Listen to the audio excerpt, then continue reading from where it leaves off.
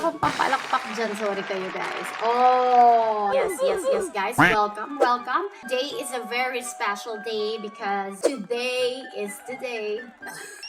Sasagutin na natin lahat ng questions na ibinagsak ninyo sa ating Facebook at Instagram nung nakaraang araw. For sure, pag in-upload natin to last week na yon. So last week, isa-isa natin silang sasagutin. Kahit mga intriguing questions, kahit mga napakawalang kwentang questions na appreciate ko pa rin na nagbagsak kayo ng katanungan ninyo at gusto nyong malaman ang sagot. So now, starting off with our question number 1. Sorry, nanonood yung natin.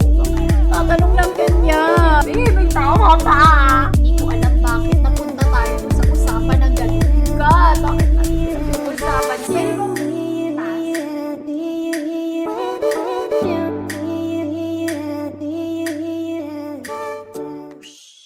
lalabasin dapat dito, Kuya Dico, ah. No. Ba't ang pogi ni Alala? What? Yung ulo ko. Unang-una pa yun, di. Sobrang walang kwenta. Hindi siya tanong. So, sinabi lang yan ni Callen. So, thank you, Callen. Sabi ni Jeric naman, question number 2. May boyfriend ka na ulit.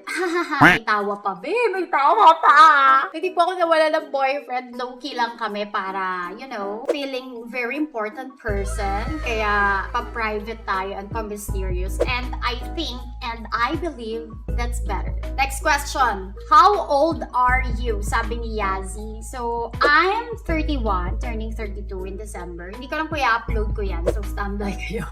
Paano ka nakapasok sa gaming streaming? So, nung 20... Hindi.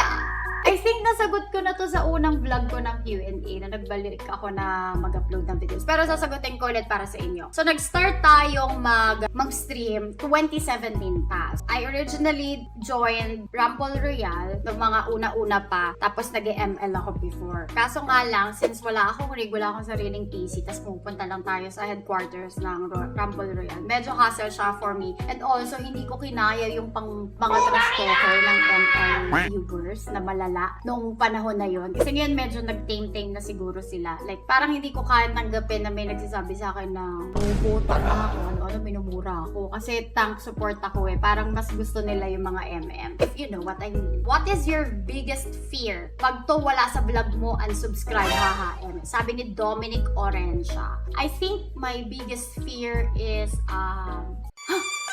hindi ko ayaw i-share. I'm scared. Bull, ano ba yung biggest fear ko? I think, syempre everyone's biggest fear is losing a loved one or yung family kasi sobrang hirap tanggapin yan and kahit kailan hindi ka makaka-move on dun sa sakit na nararamdaman mo. So, I think yun yung pinaka kinatatakutan ko. Umpisa pa lang ng vlog natin, so wag natin gawin emotion. Okay, next. Have you ever tried skinny dipping? So, sabi ni Christian Desmedina. So, skinny dipping, yan po yung maliligo ka nang wala kang kahit ano sa katawan. Nope. Never pa. Pero, well, medyo na, ako dyan, parang, anong tawag dito? Na-curious ako, pero parang hindi naman siya safe, lalo na sa mga dagat, diba? Kasi may mga kakagat-kagat dyan. Oh, no! May pumasok dyan sa ano. Ano? Joren Famenial, virgin ka pa ba? Joren, nanonood yung daddy ko. Tatanong ng ganyan. Hindi ba pwede lang? Like, rated PG to be. Ewan ko sa'yo. Okay, next. Sheila May Serrano. What's your favorite food? My favorite food is sinigang. Sinigang sa miso na maraming mustasa. Pati yung hindi ko na nakakain ngayon kasi wala nagtitinda ng lutong ulam dito malapit sa amin.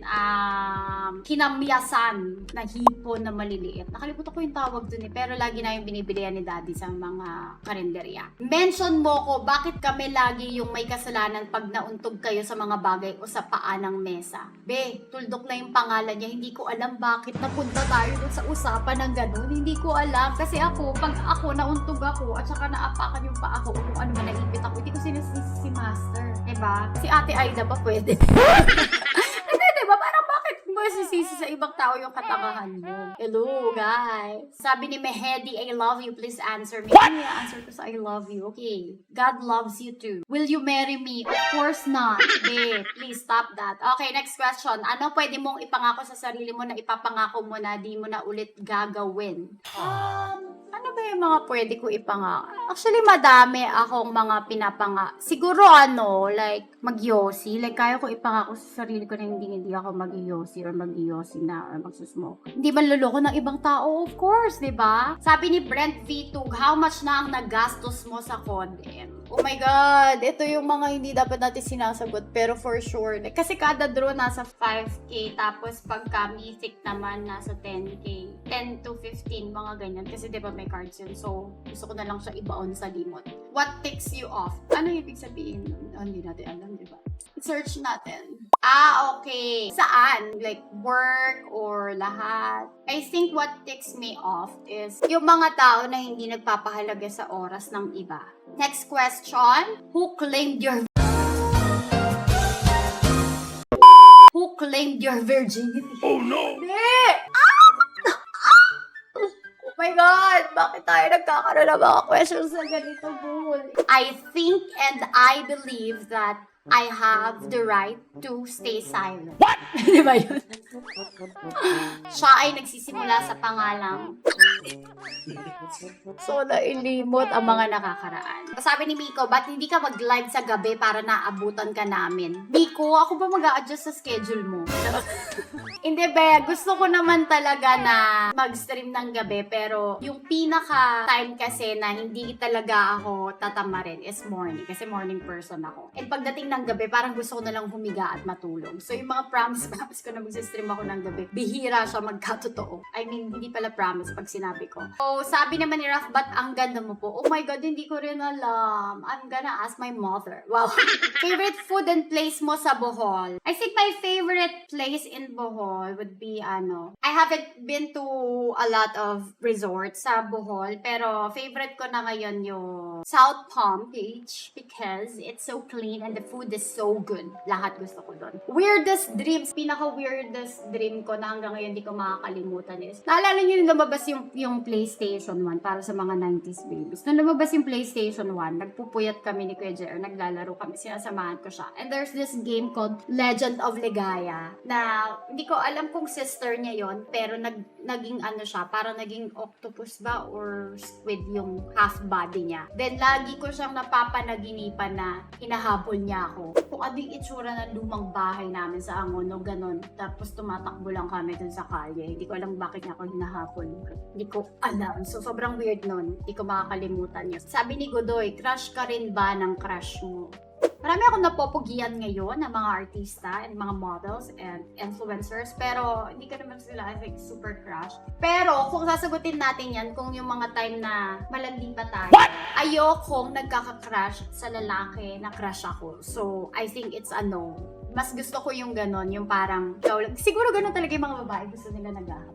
Diba? Kaya siguro patay na patay ako kay Master kasi parang hindi naman niya ako crush dati. Charot. How many ex-boyfriends did you have before meeting your fiancé? Wow, dalawa lang.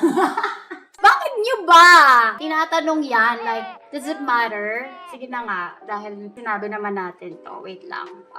I think yung official is, I think 4. Like, official and unofficial. Kasi meron akong mga na-date na mabilis lang. Siguro mga wala. Pag sabi ko mabilis lang, hindi katulad ni Boon na 1 week.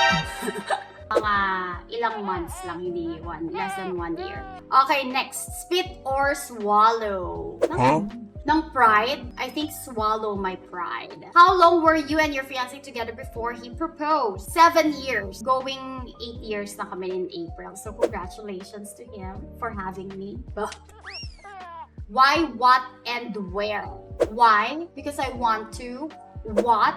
To be the best in everything. Where? Inside the house. Pwede ba? Bakit ang kinis ng kilikili mo? Prayers. I think yung kung paano mo inaalagaan yung mukha mo, kailangan ganun mo din alagaan yung singit mo, kilikili mo, kuyukot mo kasi sobrang sensitive nila. Pag lagi silang nasa scratch or may tension, kaya sila nangingitim. Pero I think it runs in the blood. So thank you so much, Mother.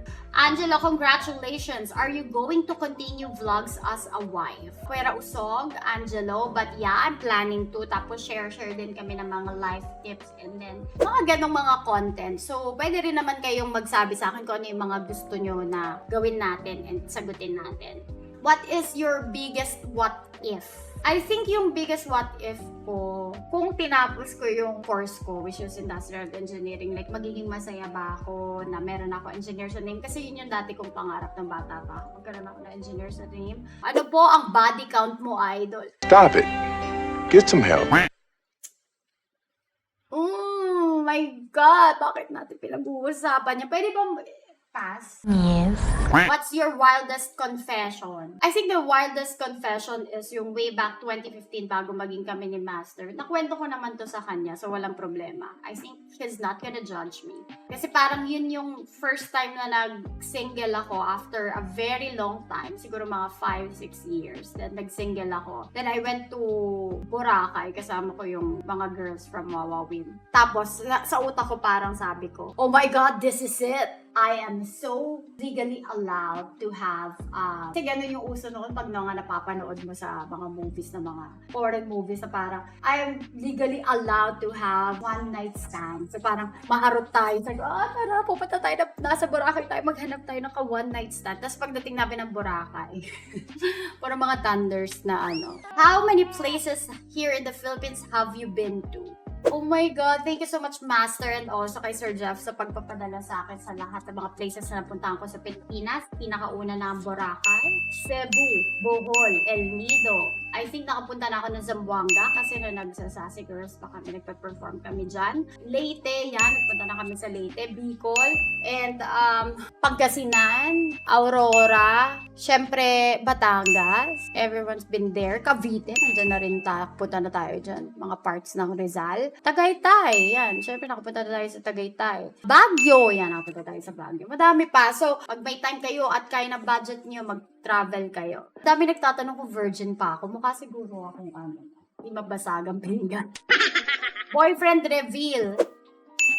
May anak na kayo? Yes po, dalawa. Yan, dalawa po yung anak namin, si Waffles at si Cookies. Saan ang dream wedding location mo? Tamang-tama, nandito si Master, paparinig ko na sa kanya. Saan ba? Ay, syempre Maldives, di ba, love? Dream wedding location. Syempre Maldives. Anong tattoo ang pinakamasakit? Sa lahat ng tattoos ko, saan ba pinakamasakit? Wala. Parang, alam niyo, puntahan niyo yan si Ron. Si Ron tattoo ng all day tattoo. Wala. Hindi ako nasaktan. Kasi line-line lang naman yung mga tattoo ko eh. Yan. Tips para maging sexy. Intermittent fasting. So, lunch lang kami kumakain. Bihira kami mag-breakfast, lunch. Tapos minsan hindi ako nagde-dinner. Kasi pag heavy na yung lunch ko. Or super early dinner like 5-6 p.m. What is the most tragic memory you had? Siguro tragic memory ko yung...